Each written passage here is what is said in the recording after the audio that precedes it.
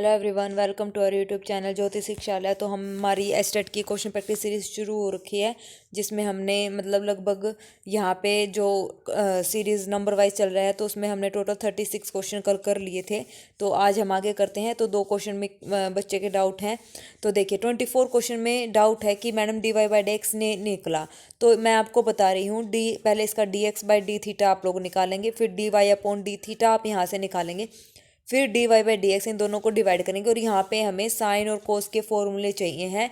तो साइन और कोस के फॉर्मूले आपको याद होने चाहिए। अगर आपसे ये कैलकुलेशन नहीं हो रही है तो इसका मतलब आपकी जो यहाँ पे जो प्रेपरेशन चल रही है वो बहुत ही वीक चल रही है, क्योंकि इस टाइम तक तो हमें हमारे जो ये ट्रिग्नोमेट्री के डेरिवेटिव हैं जो 11th 12th क्लास के हैं वो बहुत ही आसानी से मतलब सोल्व हो जाने चाहिए थे। ज़्यादा इसमें लंबा चौड़ा है नहीं, बस ये है कि थोड़ा सा लंबी कैलकुलेशन हो गया। फिर भी अगर आपसे ये क्वेश्चन ना निकले, क्योंकि इसमें मैं आपको बता रही हूँ कोस और साइन के यहाँ पे फॉर्मूले यूज़ होंगे, अगर फिर भी नहीं निकलेगा तो फिर मैं इसका पूरा सॉल्यूशन आपको प्रोवाइड करवा दूंगी, नेक्स्ट वीडियो में मैं आपको बता दूंगी। तो एक बार आप ज़रूर निकालिए और आपकी यहाँ से मतलब ये सोच लेना कि आपकी जो तैयारी है बहुत ही कम चल रही है, क्योंकि अगर आपसे ये क्वेश्चन सोल्व नहीं हुआ तो इसका मतलब आपको फॉर्मूले भी यहाँ पे अभी याद ही नहीं है। ठीक है, तो इसका आंसर मैंने आपको बताया था बी है। तो एक बार और इसको अच्छे से तैयार कीजिए, ताकि मैं आपको फिर नेक्स्ट वीडियो में आप मेरे को बता सकें हुआ या नहीं हुआ है। ठीक है, अगर नहीं होगा तो नेक्स्ट वीडियो में पक्का इसका सॉल्यूशन के साथ आपको मैं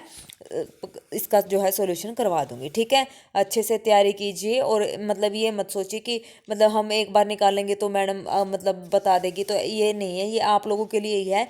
अगर आपने एक बार निकाल के देखा है, नहीं निकला, तो उसको दोबारा ट्राई कीजिए। ये नहीं कि एक ही बार पे छोड़ देना है, क्योंकि आपको पता है एस्टेट का एग्ज़ाम है, साल में एक ही बार होता है और ये अब तो लाइफ टाइम हो गया है।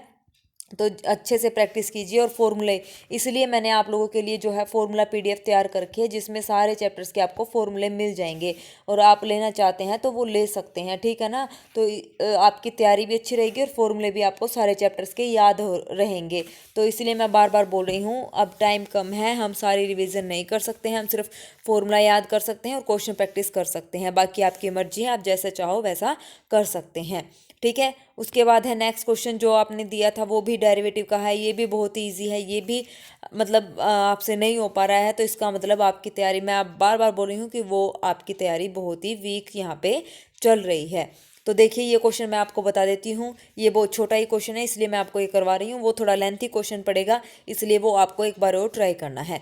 तो देखिए यहाँ पे ये है साइन वाई, और इस ये 1 + x के साथ है ना साइन, इसको इधर ले आओ, साइन 1 + y, इधर हमारे पास आ जाएगा 1 में x। अब ये dy बाई डी एक्स के विद रिस्पेक्ट टू करना है, तो यहाँ पे देखो y ज़्यादा बार है, तो इसका मतलब हम इसको y के विद रिस्पेक्ट टू कर लेंगे तो ज़्यादा अच्छा रहेगा। तो फिर उसको रेसिप्रोकल करके हमारा आ जाएगा। तो यहाँ से तो हम क्या करेंगे, क्वेश्चन रूल लगाएंगे, और यहाँ से हमारे पास हो जाएगा 0 + dx अपॉन dy। ठीक है, लास्ट में हम क्या करेंगे, रेसिप्रोकल कर देंगे, dy अपॉन dx कर देंगे। यहाँ से क्वेश्चन रूल जब हम लगाएंगे तो हमारा ये आ जाएगा साइन 1 + y, साइन वाई का हमारे पास आ जाएगा कोस वाई, माइनस में फिर sine y as it is रहेगा, और साइन 1 + y का हमारे पास आ जाएगा कोस 1 + y, क्योंकि विद रिस्पेक्ट टू हम y यहाँ पे कर रहे हैं, divided by sine square 1 + y। Okay, अब यहाँ पे हमारा फॉर्मूला बन गया साइन ए कोस बी, और यहाँ से साइन बी कोस ए। तो ये फॉर्मूला साइन ए कोस बी कोस ए साइन बी, यानी कि क्या फॉर्मूला होता है, साइन ए माइनस बी का हमारे पास फॉर्मूला होगा, डिवाइड बाय हमारे पास है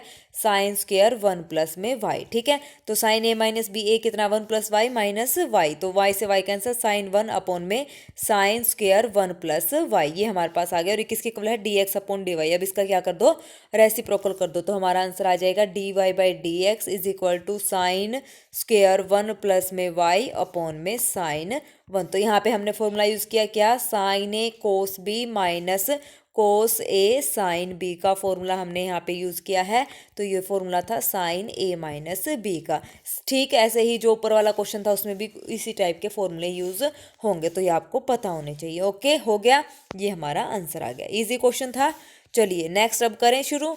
तो जो भी अगर इन दोनों में से भी कोई क्वेश्चन ना निकले, वो पहले वाला भी नहीं निकले, तो फिर बता देना, कल उसको मैं बता दूंगी कैसे करना है। ठीक है, 36 क्वेश्चन हमारे यहाँ पे हो गए थे।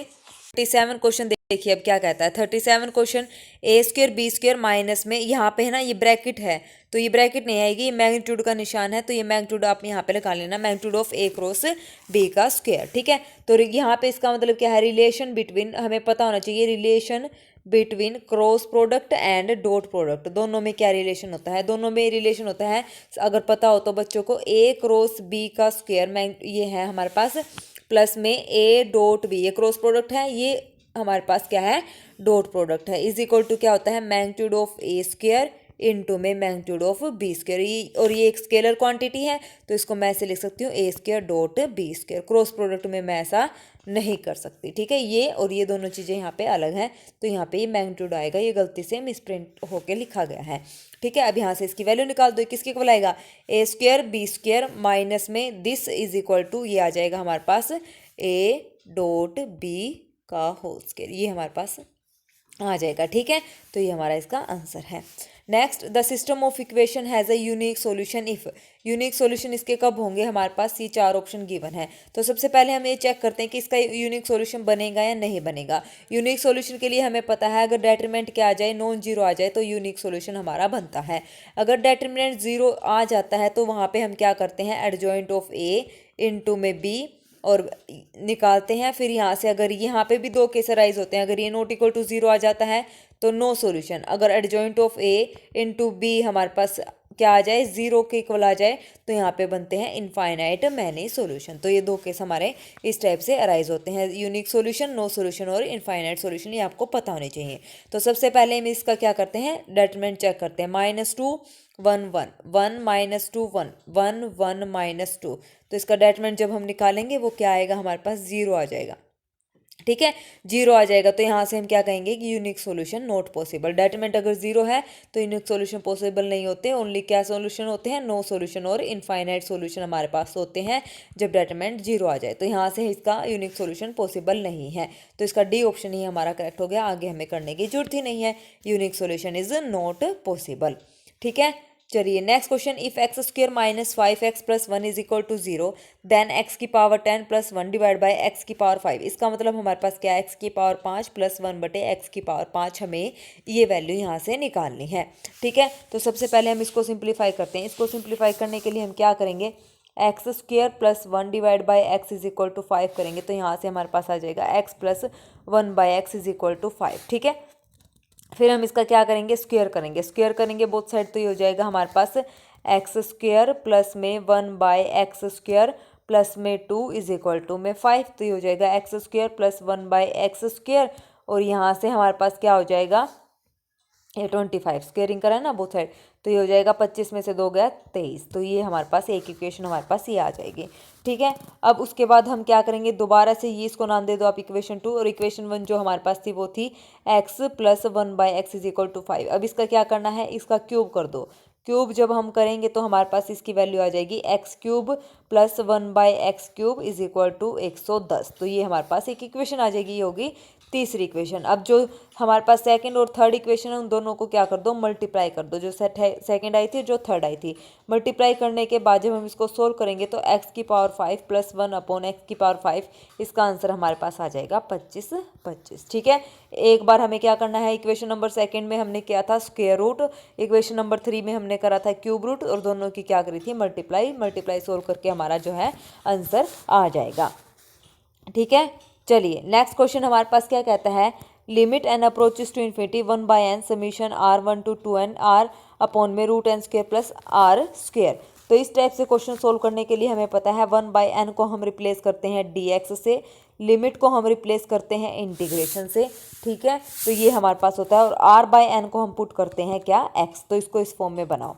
लिमिट को सबसे पहले हम चेंज करेंगे इंटीग्रेशन में। ठीक है, 1 बाय एन को हमने चेंज कर दिया किसमें, dx में, और यहाँ से बनाओ अब r, और r बाय एन को हमने पुट करना है x, तो यहाँ से हमने r बाय क्या कॉमन लिया, n कॉमन लिया, n स्क्वायर कॉमन लिया तो अंदर बचा 1 प्लस में r स्क्वायर बटे n स्क्वायर। ठीक है, r बाय एन को मैंने x पुट करा तो x अपॉन में ये हो जाएगा रूट 1 प्लस एक्स स्क्वायर, और लिमिट क्या आ जाएगी, लिमिट r1 पुट करेंगे तो 1 बाय एन, और n अप्रोचेस टू इन्फिनिटी है तो 0, तो 0, और यहाँ पे 2n करेंगे तो n से n कैंसिल कितना आ जाएगा 2, 0 से 2 x अपॉन में रूट 1 प्लस एक्स स्क्वेयर हमारा आ जाएगा। अब हम क्या करेंगे, ये है 0 से 2 x अपॉन में root 1 plus x square d x. ठीक है, यहाँ से इसको टी पुट कर दो, 1 प्लस एक्स स्क्वेयर को मैंने टी पुट कर दिया तो 2x dx बराबर है dt हो गया, x dx बराबर है dt बाय 2 हो गया। अब लिमिट भी चेंज हो जाएगी, जब 0 पुट करा तो 1 आ जाएगी और 2 पुट करेंगे तो 5 आ जाएगी। ठीक है, कितनी आ जाएगी 5, एक मिनट 1 प्लस एक्स स्क्वेयर को मैंने टी पुट करा है, जब मैं लिमिट 0 पुट करूँगी तो क्या आ जाएगा 1 और ये 2 दूनी 4 और 1 5, तो ये आ जाएगी 1 to 5। तो यहाँ से हमारे पास क्या आएगा 1 अपॉन में रूट 1 प्लस एक्स स्क्वेयर को मैंने पुट करा था, ये टू टी आ जाएगा रूट टी, और वहाँ पे हमारे पास वैल्यू क्या आई थी, ये आई थी हमारे पास अभी 1 प्लस एक्स स्क्वेयर को मैंने टी पुट करा तो ये आ जाएगा 2x dx बराबर है dt और x dx बराबर है dt बाई 2, तो यानी कि 1/2 हमारा बाहर है और ये हो जाएगा ठीक। ठीक है, तो 1/√t। अब यहाँ से वैल्यू पुट करो, रूट टी का मतलब t की पावर -1/2 प्लस 1 और t की पावर -1/2 प्लस 1, लिमिट है 1 to 5, बाहर है 1/2। अब यहाँ से इसको जब मैं सोल्व करूँगी तो कितना आ जाएगा, t की पावर मैंने 2 एकम 2 1/2 आ जाएगी, तो ये आ जाएगा हमारे पास 1/2 इंटू में टी की पावर 1/2, नीचे भी हमारा 1/2 और लिमिट है 1 to 5, इससे ये कैंसिल हो जाएगा। टी की पावर 1/2 का मतलब √5 और माइनस में 1, तो ये हमारा क्या हो गया, आंसर हो गया। ठीक है, आगे समझ में। चलिए next, if coordinate of point a b c and d are respectively this, a b और सी, ये ए है, ये बी है, ये सी है और ये डी, तो हमें बताना है ये परपेंडिकुलर है पैरेलल। देखो a b is perpendicular to c d, ये परपेंडिकुलर कब होंगे, जब हमारा जो कोस थीटा है, यानी कि जैसे फॉर्मूला क्या होता है, a dot b upon magnitude of a और मैग्नीट्यूड ऑफ बी, और ये क्या आ जाए हमारे पास 0 आ जाए, 0 आ जाए तो थीटा यहाँ पे कितना हो जाएगा 90 डिग्री, दैट मीन्स ये क्या हो जाएगा परपेंडिकुलर हो जाएंगे। तो हमें क्या करना है, कोस थीटा यहाँ पे निकालना है। अगर हमारे पास cos theta is equal to, इसकी वैल्यू अगर हमारे पास 1 और -1 आ जाए, या तो 1 आ जाए या -1 के इक्वल आ जाए, इसको सोल्व करने के बाद, तो वो हमारे पास रहेगा पैरेलल, यानी कि थीटा की वैल्यू जो रहेगी उस केस में 180 डिग्री रहेगी, तो पैरेलल आ जाएगा। बाकी जब हम निकालेंगे तो एंगल पता ही है, π/3 का मतलब हमारे पास कोस थीटा क्या होता है 1/2 और π/6 पे क्या होता है √3/2। तो अब हमें क्या निकालना है, यहाँ से हमें निकालना है a b dot c d upon में magnitude of a b into में मैग्नीट्यूड ऑफ सी डी, ये हमें यहाँ से निकालना है is equal to cos theta.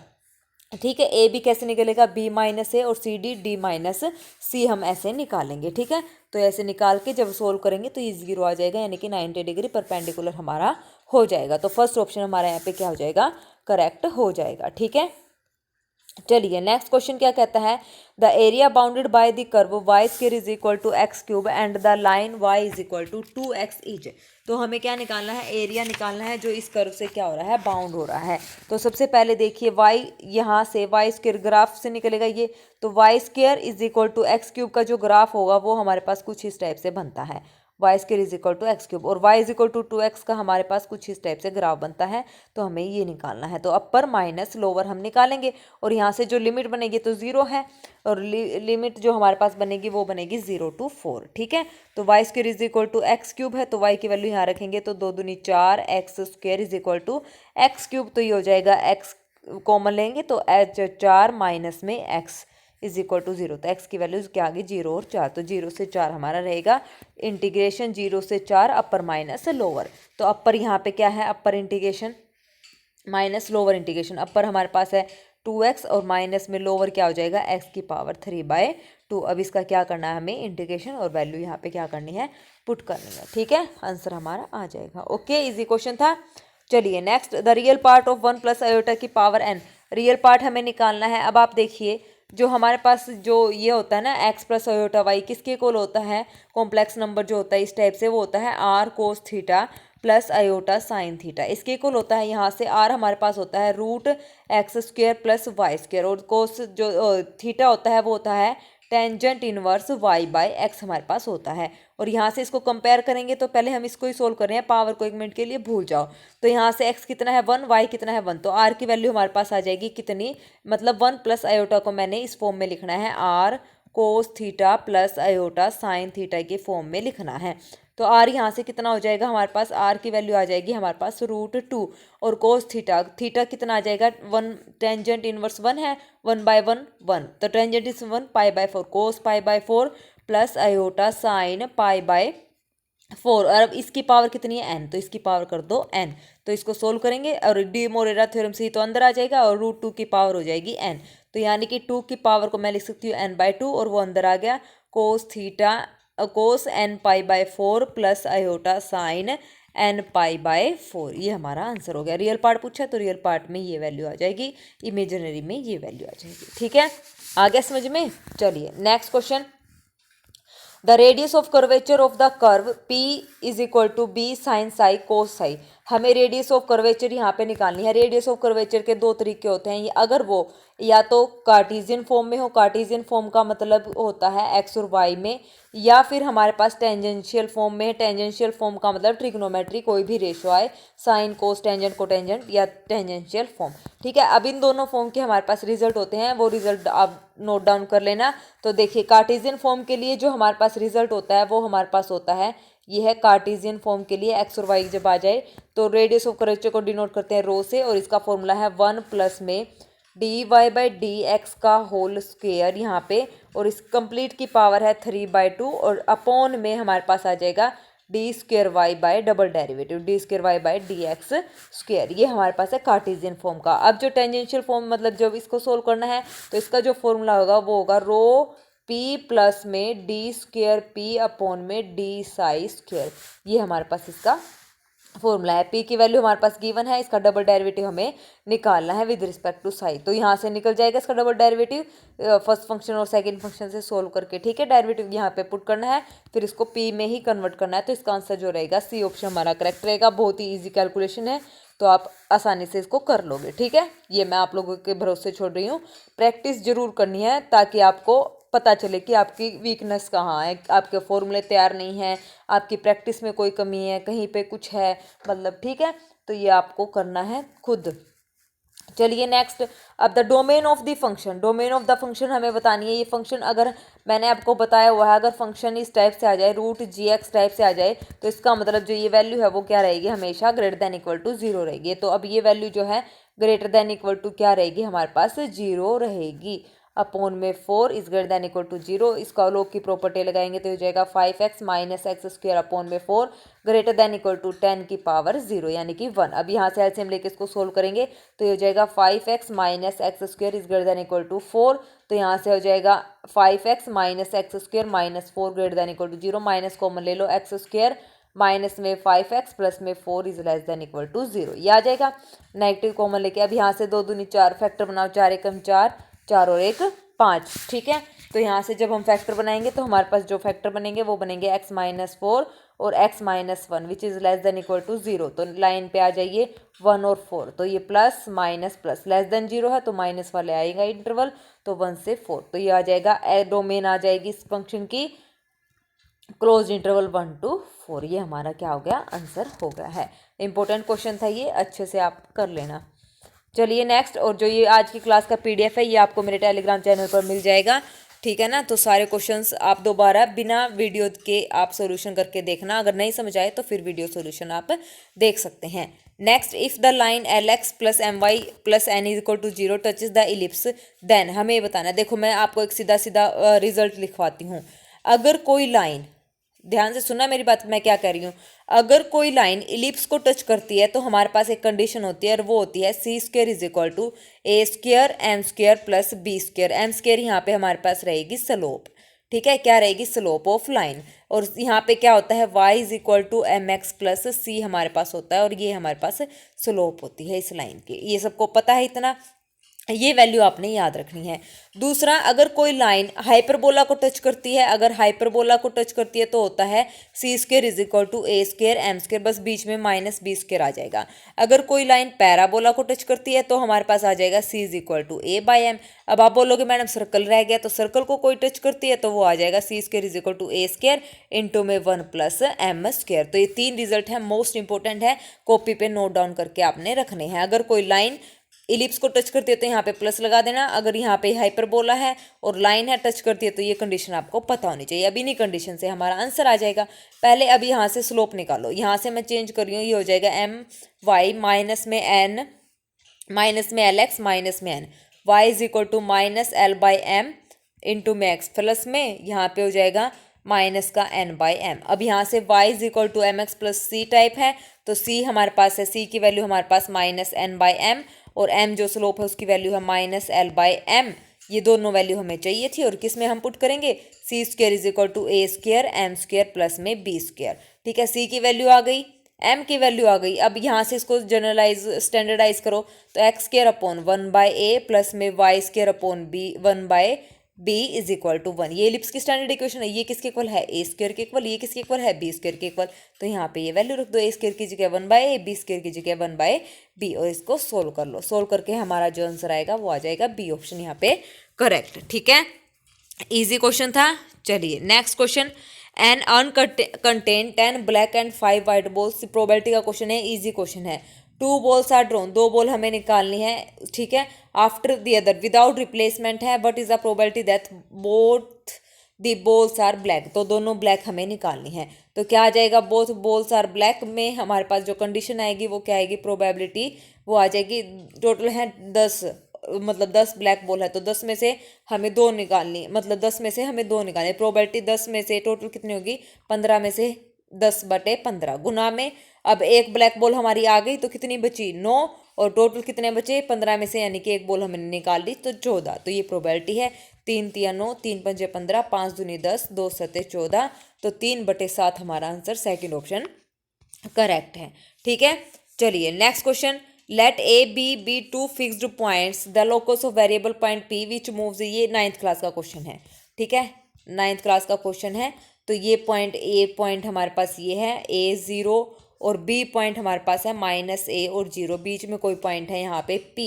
ठीक है, और पी हमने मान लिया एक्स और वाई। तो पी ए का स्क्वायर डिस्टेंस फॉर्मूले से, पी बी का स्क्वायर डिस्टेंस फॉर्मूले से इज इक्वल टू 4a²। इसको सोल्व कर लेना, सोल्व करके हमारी क्या बनेगी, स्ट्रेट लाइन बनेगी, हमारा आंसर आ जाएगा। ठीक है, 9th क्लास का क्वेश्चन है, इजी क्वेश्चन है। नेक्स्ट क्वेश्चन है, a प्लस आयोटा बी की power 1/3 x plus iota y, इसकी वैल्यू हमें निकालनी है। तो क्या करेंगे, क्यूब कर देंगे बोथ साइड। पहले हम a और b की वैल्यू यहाँ से निकालेंगे। तो a plus iota b is equal to x plus iota y का क्यूब। ठीक है, a प्लस आयोटा b और यहाँ से हमारे पास वैल्यू क्या आएगी, जब हम इसको सोल्व करेंगे, x cube minus y cube और यहाँ पे आ जाएगा प्लस में 3x² वाई होता है ना, तो प्लस में 3x² वाई आयोटा और माइनस में 3x/y², ये फॉर्मूला हो गया। अब यहाँ से इसको कंपेयर कर लो, रियल को अलग इमेजिनरी को अलग। रियल हमारे पास है x³ माइनस में 3x/y², तो a बराबर है x हमने कॉमन ले लिया तो ये हो जाएगा x² माइनस में 3y। ठीक है, 3y² ये आ जाएगा। तो a अपॉन एक्स की वैल्यू आ जाएगी यहाँ से x² minus 3y²। Similarly b की वैल्यू आ जाएगी। तो ये जब हम ऐड करेंगे ना इनको, a/x प्लस b/y, दोनों को ऐड कर देंगे तो हमारे पास आएगा 4 टाइम्स x² माइनस y²। इसका मतलब इसकी वैल्यू हमारे पास है a ऑप्शन यहाँ पे क्या आ जाएगा, करेक्ट हमारे पास हो जाएगा। ठीक है, आ गया समझ में। चलिए अब नेक्स्ट क्वेश्चन हमारे पास क्या कहता है, particular integral of the differential equation. इस डिफरेंशियल इक्वेशन का हमें क्या निकालना है, पर्टिकुलर इंटीग्रल निकालना है। पर्टिकुलर इंटीग्रल में एक बात ध्यान रखना, अगर जहाँ पे डी है तो उसका मतलब हमारे पास है डेरिवेटिव और 1/d है तो उसका मतलब है एंटी डेरिवेटिव। एंटी डेरिवेटिव मतलब हमारे पास है इंटीग्रेशन। 1/d का मतलब होता है इंटीग्रेशन और d का मतलब होता है हमारे पास डेरिवेटिव। ठीक है, अब हमें निकालना है पर्टिकुलर इंटीग्रेशन, तो 1/d³ प्लस में 3d² प्लस में 2d। ठीक है, और किसका निकालना है, x² का। अब निकाल लेंगे। अब इसको हम सिंप्लीफाई करने के लिए क्या करेंगे, हमें कुछ आइडेंटिटी पता है और वो क्या है, एक तो हमारे पास आइडेंटिटी है 1 प्लस एक्स की पावर -1 की आइडेंटिटी क्या है, 1 - x plus x² minus x³ up to so on. दूसरी आइडेंटिटी 1 - x -1 है तो 1 + x प्लस x²। ये सारी मैंने पिछली वाली वीडियो में आपको सारी लिखवा रखी हैं। ठीक है, तो हम इस आइडेंटिटी का यूज़ करेंगे। तो 1 + x हम इसको बनाएंगे। तो यहाँ से हमने ऐसे किया, यहाँ से हमने कैसे किया, यहाँ से हमने 2d कॉमन ले लिया तो ये बनेगा नीचे 1/2d और ये बन जाएगा 1 प्लस में 3/2d प्लस में डी स्क्वेयर बाय 2, इसको हम एक्स की तरह ट्रीट करेंगे। अब इसको मैं ऊपर लेके जा रही हूँ और इंटू में एक्स स्क्वेयर तो हमारे पास है ही, तो ये हो जाएगा 1/2d और ऊपर आ जाएगा ये 1 प्लस में 3/2d प्लस में डी स्क्वेयर बाय 2 और इसका क्या आ जाएगा हमारे पास इनवर्स इंटू में एक्स स्क्वेयर। इसका फॉर्मूला 1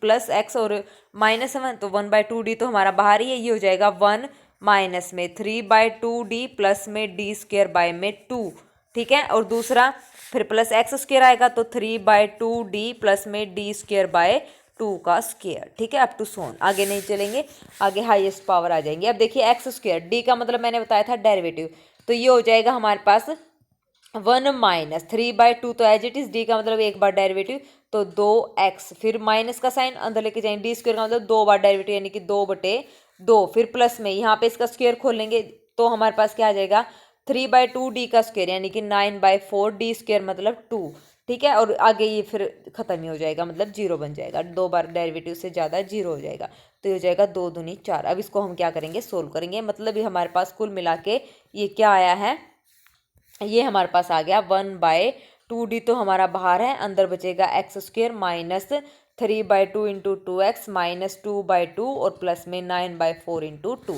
ये आ गई हमारी कैलकुलेशन। 2 से 2 कैंसिल, 2 से 2, 2 2 जा 4। अब ये हो गया एक्स स्क्वेयर माइनस में 3x माइनस में 1 प्लस में 9/2। अब यहाँ से ही हो जाएगा एक्स स्क्वेयर माइनस 3x और ये माइनस में 7/2, ये आ गया। अब इसका क्या करना है, इंटीग्रेशन करना है, 1/2 तो बाहर ही रखना है, 1/d का मतलब इंटीग्रेशन कर दो इंटीग्रेशन, तो 1/2 बाहर है, 1/d का तो ये हो जाएगा x³ माइनस में 3x स्क्वेयर बाय 2 और प्लस में 7/2 और इसका हो जाएगा x, तो ये हमारा क्या हो गया रिक्वायर्ड आंसर होगा, ये हमारा आ गया पर्टिकुलर इंटीग्रल। ओके, आ गया समझ में। चलिए नेक्स्ट क्वेश्चन और हमारा आज का लास्ट क्वेश्चन, बाकी मिलते हैं हम कल नए क्वेश्चंस के साथ, ठीक है। तो देखिए क्या कहता है, द सीरीज, ये है हमारे पास सीरीज, तो हमें ये बतानी है कन्वर्जेंट है या डाइवर्जेंट है। तो इस सीरीज को सबसे पहले इसकी nth टर्म निकालो, an हमने निकाल लिया और वो क्या आई x की पावर 1 2 3 ऐसे चलिए, तो x की पावर n अपॉन में, अब नीचे है 1 2 3 4, ये प्रोडक्ट में है 1 2 3 4 और 5 6, तो पहले हम क्या करेंगे ओड 1 3 5 ऐसे लेंगे, 1 3 5 1 3 5 और दूसरी सीरीज 2 4 6 ऐसे लेंगे। इसकी nth टर्म आ जाएगी हमारे पास 2n क्या आएगी 2n प्लस 1, इसकी जो nth टर्म है वो हमारे पास आएगी 2n माइनस 1। कैसे निकालेंगे, an is equal to a plus n minus 1 into d, ऐसे निकलती है nth टर्म, तो ये आ जाएगी a यहाँ पे कितना है 1 प्लस में n माइनस 1 और 3 में से गया 2, तो ये जाएगा 2n माइनस 1, ठीक है। तो 2n माइनस 1 और 2 4 6 का मतलब इवन नंबर 2 है, ये हमारी nth टर्म आ गई। अब हमें an निकाल लिया, अब हमारे पास हमने पढ़ा है रेशो टेस्ट, ठीक है। रेशो टेस्ट हमारे पास क्या कहता है, रेशो टेस्ट ये कहता है an upon an plus 1 limit लगा के, अगर ये ग्रेटर देन 1 है तो कन्वर्जेंट, लेस देन 1 है तो डाइवर्जेंट और इक्वल टू 1 है तो टेस्ट फेल, ठीक है। इक्वल टू 1 है तो टेस्ट क्या हो जाएगा फेल हमारे पास हो जाएगा। ये रेशो टेस्ट आपने याद रखना है, ये बीएससी का क्वेश्चन आ गया है, ठीक है। एक दो क्वेश्चन मैं जानबूझ के आपको ये करवा रही हूँ ताकि आपको पता रहे सिमिलर, ठीक है, जो इम्पोर्टेंट है वही बस। तो ये हो जाएगा। अब यहाँ से हमें क्या निकालना है, an upon an plus 1 limit n approaches to infinity, इसको सोल्व करना है। तो जब हम निकालेंगे तो ये हो जाएगा x की पावर n, an तो हमारे पास यही था 2n माइनस 1 इंटू में 2n, ठीक है। और इसको an प्लस 1 निकालेंगे जब, ये हो जाएगा हमारे पास 2n प्लस 1 और 2n प्लस 2 अपॉन में x की पावर n प्लस 1 है तो मैंने इसको लिख दिया, इससे ये कैंसिल। तो जब मैं इसको सोल्व करेंगी तो लिमिट पुट करके तो हमारे पास टोटल आ जाएगा 1/x।